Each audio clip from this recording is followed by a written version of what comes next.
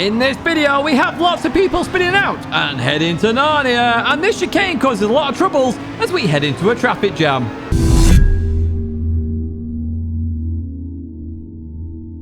Hello everyone, and welcome back to a Gran Turismo video where we're doing Beat the Meta. And as you can see, we're in the Aston Martin V12 Vantage GT3 car. You're probably like, Tidge, that car didn't have the highest votes last time, and it doesn't now. It's actually second on the list, not including the ones we've already done. So I will explain all in a second. If you're not subscribed already, please do subscribe. We're getting ever so close to 40,000 now, and we have a big special on the cards. Trust me, it will be big, and it will be fun, and it will be exciting as we get into this race, which is also going to be exciting as we look round the outside of the Porsche, then in towards the second left here at the Nürburgring sprint circuit as we go into this right-hander behind a Viper. You don't see the Vipers very... Oh, hello! Two people just absolutely got sent to Narnia there. The realms awaited them as we head into the right-hander. So we're up to P12 already here, starting P15, I believe it was, as we continue on through there with a little bit of oversteer. So I had actually driven the McLaren F1 first, which did have the highest votes. Unfortunately, it's no good at this circuit, and it requires you to change tyres, which means Beat the Meta was virtually impossible in that car. And as I always say, Beat the Meta, as long as it's possible, I will always do that car. As we see two other people venturing off to Narnia there, so another 2 positions gained as we head up towards the chicane. So yeah, the McLaren F1, it wasn't possible really to do Beat the Meta here, so I went to the next car down, which was the Aston Martin Vantage GT3. Now, I don't always win in Beat the Meta, as we see Telmo there get a bit of oversteer. Shout out to you, Telmo, as well. You did say hello. I just don't have a keyboard attached, so I can't type quick enough to say yes or no to what I'm doing at the time as we look around the outside of Telmo. Telmo, a little bit of oversteer in that Mazda. That was very close towards the top. And remember, please do vote for what you want to see in Beat the Meta in the comments below, and you'll see what the vote's like at the end. And whether we do it in this Aston Martin as well, remember, we don't always win in Beat the Meta. Sometimes we get second, sometimes we get 10th. And there it is, you know, we finish on that result. We only keep going until we get bored. So as we go into here, P-Longo slight tap on the Viper. We're through here then, slight bit of contact with the Viper again as we go into this left-hander. Going to be side by side with that Viper. Can we get that position? And in towards the right we go. Looking to still get... Oh, hello, somebody's gone sideways there. Oh, a little bit of contact between us two, and Telmo gets 3 in 1 there. Look at Telmo go, the Portuguese driver in that Mazda. The Viper goes deep here, so we'll take that position. So we're up or down. No idea where we're up to at this moment in time in P8. But this is not too bad. So in Beat the Meta, if you are new to this series, it's... Oh, hello, Telmo's gone off and just let me go there. Ran a bit too wide, so up to P7. So in this series, Beat the Meta, it's all about beating the best car, which at this track at the moment in time trial is the RCZ. And in the race, I would say it's the Genesis. The Genesis seems to be up there. But I've not seen the Aston Martin anywhere, really, as we continue on through here, except in this race, weirdly, as we head towards the right-hander behind this Porsche. So there has to be at least one A+ driver in the race for this to count as Beat the Meta, and we have to win. The whole idea here is that we are going to win in every single car in GT7, in Gr.3 and Gr.4, where it is not the Meta car. So let's see what happens then in this one, in this Aston Martin. As we head down towards turn 1 in this Vantage, you can see here it's got very good brakes. I had to release the brakes there just to make the corner then as we go on the inside of the Porsche driver as we continue towards the left then, and we're looking to go on the inside of them. Do we get it done? Not quite. Good exit there by Longo as we head to the next left-hander then. Longo keeping that position for now as we're looking at, we're settling in behind. So you can see a little bit of netcode issue there, a little bit of twerking going on in the car in terms of moving around there as we head towards the chicane here on lap 4 then. Through the left we go and the right. Now this car, this Vantage GT3, I've got to say, has insane grip on exits. It really does. It just does not spin its wheels up at all. I'm assuming because it doesn't have a turbo, so I did get quite a lot of confidence in this car very quickly indeed. As you see, once again, we're going to have a run here on Longo as we head towards turn 1 then. We're getting that slipstream. We pull out of it now, side by side with the Porsche. We know we can brake later now as we go into turn 1 here. Do we get it stopped? We do indeed. The Porsche looking for a bit of a cutback then. Look at this, side by side, opposite to the previous lap then. But we're on the inside of the Porsche. We're looking to keep that position, and it looks like we're going to do this. We head towards the left-hander, just defending a little bit there, keeping it in the middle of the road, as it looks like we have done that. Happy days indeed. That is P6 for us as we catch up to the Aston Martin. I'm surprised to see an Aston Martin here. Oh, hello. So we had a penalty there as we go past the German drivers. So up to P5. Going to be fighting for P4 now then as we head towards the chicane. with that Aston Martin. Oh, yellow flag. No, we're not. We did 5 for P3. Look at this.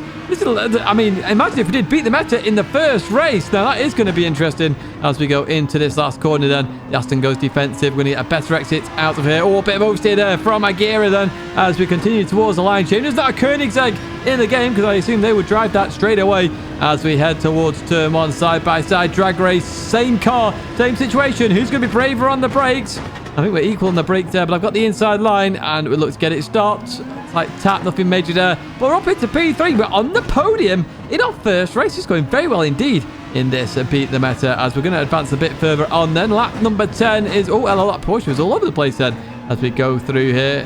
Going to continue on out of it. Oh, bit of oversteer. Oh, a bit more oversteer. I said it had grip for days on exits. Apparently not so much there. That we have been closing that gap down on the leader. It did drop to around 3.3, but as you can see down that left-hand side now, my tyres are very much worn there. The front left's gone. The left rear very much nearly gone then as we go into this right-hander. We're just fast forwarding a little bit here because you can see the issues that Porsche is having up ahead. They definitely don't have any tyres left as we go into this left-hander. And the leader, I don't think, has much tyres either. As we go through this right-hander then, the Porsche is just struggling here. Look at the exit we get then. Looking down the inside of the Porsche as we head towards the hairpin then, in towards the braking zone. We go side by side as we go through here. Oops, slight tap between the two cars. Nothing major though. Plenty of space given to both of us then as we continue on out here. Go defensive into this left-hander. Porsche just accelerates a little bit, just taps me there. Realize what they did. They did back out of that as well. So up to P2 now. Can we get the lead then on the chicane? That's the question. That's what we want. But unfortunately, we're not going to do that. Womack there getting the win. Congratulations to Womack there as we get P2. Not too shabby for lost the first. He beat the meta on our first race, which is what we always do. We're going to jump to the next race that we do. We did 3 laps in terms of time trial, and we ended up on a 1:24.509. Plenty of time still left in this car. A+ driver in the lead there. There's another A+ driver in here as well. But we've got a few McLarens. Oh my word, we've got an absolute monster run on this guy. As we head towards turn 1 there, just interrupted myself there as we head in towards the first corner here. Now I'm going to jump to some more VOD reaction. What's going on? Yeah, he went for a bit of a spin there, so both McLarens are out of the way after turn 1. Look at that. We're up to P2 already then as we head towards the left-hander here. We've just got the RCZ up ahead to try and catch. And that RCZ has always been very strong here at the Nürburgring Sprint Circuit, Grand Prix Circuit. Always been strong here, that car. It really is a solid car to pick here as we head in towards the chicane then. We have been getting closer and closer to the RCZ as we go through the right-hander. And I was just trying to judge what they're going to do in terms of pit stops, whether they're going to stay out or not. You can see here we're down into the low 25s. 24 is definitely possible in this Aston Martin as we continue on to this start-finish straight start lap number 4. Let's jump to more VOD action. Oh, we're getting closer to 24. Go on.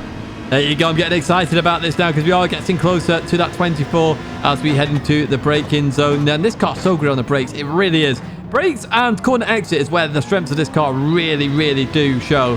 We head towards lap 7 where actually the Italian had been pulling away from me a little bit here. Got into the 24s themselves then. But as we go through this right-hander... Oh, he's in the pits! Oh, no! Right, they've gone into the pits.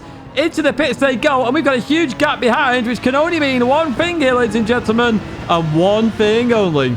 Yes, yes, yes, yes, yes.